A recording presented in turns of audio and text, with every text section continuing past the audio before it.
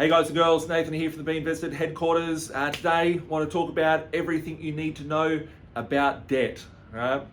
When you go to school, they don't talk to you about debt. They might say it's bad. Your family might say it's bad. Most people in life generally say it's bad. It's because people don't really have a concept or an understanding of what debt is and how it works. When I first started off investing and when I was a kid, I always thought, save cash, debt's bad.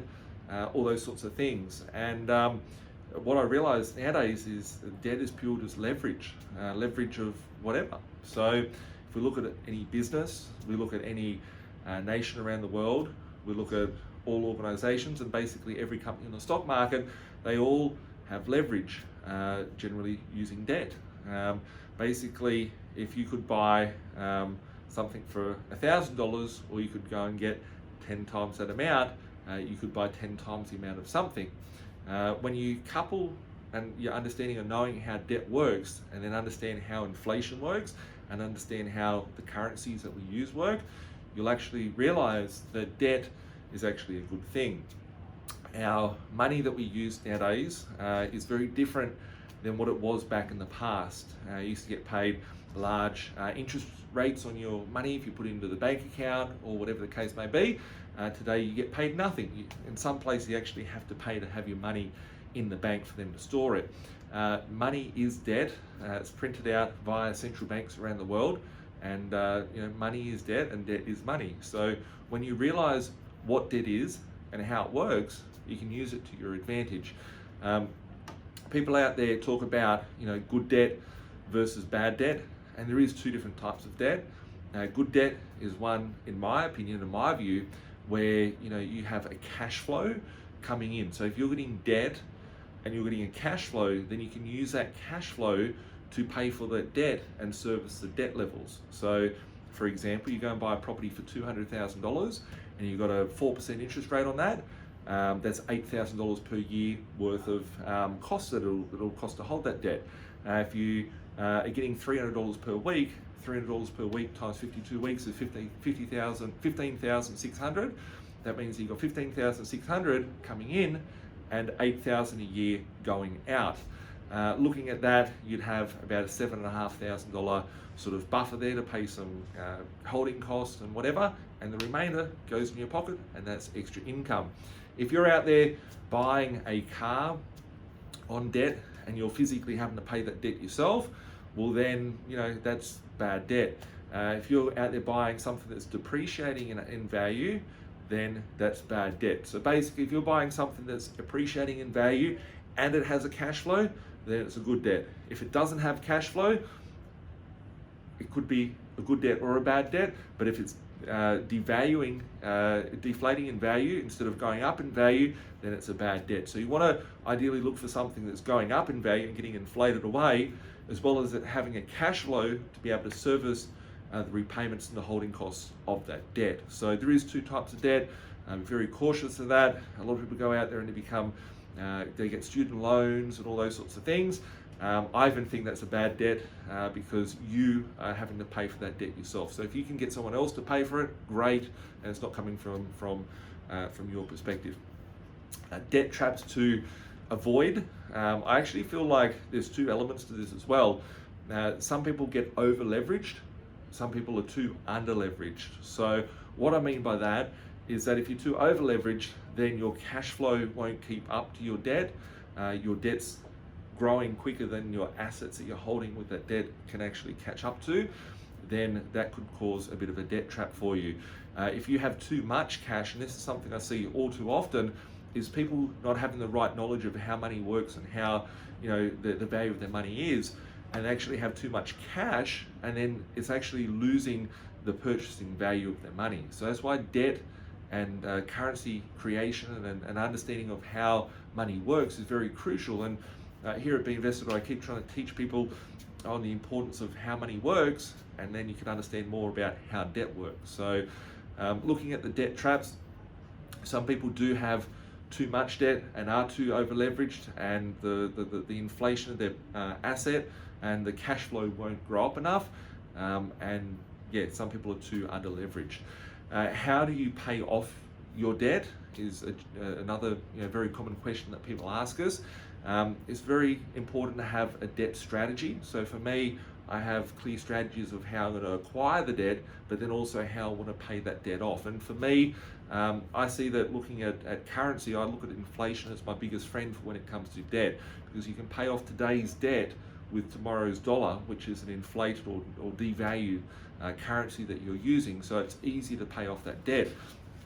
People have said to me over the years, why would you buy a property, Nathan, and not pay off the loan? Well, I still own properties that are worth almost $1 million with only a loan of about 100 grand because the properties have gone up in value so much. If you had 10 properties and you bought for 100 grand and they got up to $1 million, you could basically sell off one of those properties and pay out the other 9 loans that you're holding. So for me, I have a consolidation phase of my portfolio, which is not yet. It's probably in the next sort of decade where I want to pay out all my debts. That'll come from a format of selling off some alternative assets to property, as well as potentially maybe even selling off a half a dozen to a dozen properties to pay out the other 200 properties that I'm holding. But my debt levels are quite low considering the amount of assets of what I hold. So I often think back to when my parents bought their house, which I wasn't around back then, but they bought their house 52 years ago, and they paid $13,000 for that property in Sydney. It's now worth about $1.2 million. If you look at the person that would come and buy that property for $1.2 million today, the stamp duty that someone would be paying would be double what they paid for it. And if they still owed the $13,000, which never got a loan for 13, they had to put down 50% deposit. But if they went and got if they wanted to pay off the 13 grand worth of money, you could get 6 months worth of rent from today's cash flow and pay off that debt.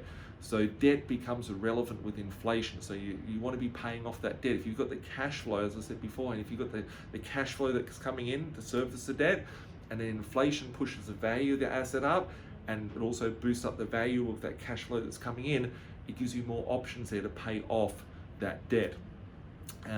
How can you leverage debt, should I say, to make you rich? A lot of people don't realize that the most crucial part is having leverage and having the ability to obtain debt and be able to use that debt to get hold of assets. So for me, it's always been about accumulating as many assets as I can. If I had to save up, this is actually probably one of the easiest ways of explaining, right? I could sit here and say, hi, I'm Nathan. I own 3 properties cash outright, and I get $1,500 per week. Or I could sit here and say, hey, I'm Nathan. I've got over 200 properties. I earn millions of dollars a year worth of rental income. Sure, I've got some debt, but if I paid off all my debt, I'd still have almost $50 million in my pocket from those said assets. So the reality of it is that if I bought my first property at 200 grand and it took me 5 years to pay off that loan, then I'd have that one property. But in the meanwhile, that property's gone from 200 grand to 400 grand. I'd go and buy my second property, and then I'd have to pay that thing off, and then I'd be at my third property, and that's probably where I'd be at in my life right now. However, I understood how the currency worked, I understood how debt worked, and I attached that to assets which are going to be inflated away into oblivion of where they are today. And everyone says it's very hard to get access to a property, or it's very expensive to buy a property. We've already bought those properties before inflation hit them. So understanding how inflation works, understanding how currency works and the money that we use works, and understanding how debt works is very crucial, so we can work out a strategy of what's best for your position. And everybody's in different positions, so don't take this as financial advice. If you need help, you can reach out to us. We've got a team of professionals that can help give some advice on that front. For me personally, my experience with debt has been a crucial element of me being able to build such a large property portfolio. If you're looking at buying a property, it's $500,000. Let's call it 500 grand, and the average wage is 50 grand a year. Then it would take 10 years of saving that money just to buy that property, and that's without paying taxes, without eating, without car, without anything in your life, which is impossible. So debt is crucial. If that property goes from $500,000 to $1 million, well then you've just made an extra $500,000. So I look at every time that I'm acquiring an asset, that's a vehicle to get me some more time, right? And all I'm doing is buying energy that I don't have to work. And it became more of a game, and that's why it becomes more like Monopoly nowadays, because understanding how the elements of currency creation, money, debt, and inflation all gel together, that's what's been beneficial for me. I wouldn't be able to sit here or stand here today and tell you guys about my journey, about my property investing success, if it wasn't involving debt. I don't have any debt outside of my properties. I don't have any business debt. I don't have any credit card debt. I don't have any car loans. I don't have any debt on that perspective. It's all purely attached to assets which are being inflated and the cash flow that's coming in to service that debt. So I guess there's lots of lessons that can be learned, lots of things that I've learned over the last decade, last 15 years of investing. But yeah, maybe if you guys want to share in the description below, leave a comment, reach out to us, ask us any questions you've got about debt.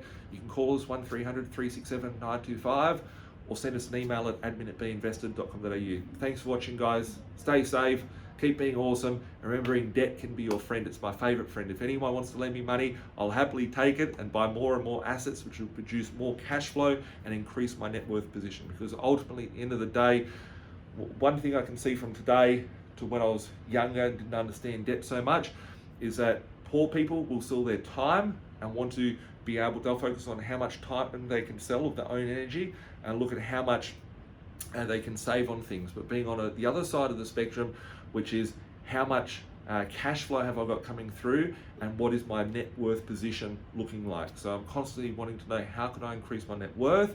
How can I increase my asset position, and how I can keep increasing my cash flow position. So we'll catch up soon, guys. Keep being awesome. Bye for now.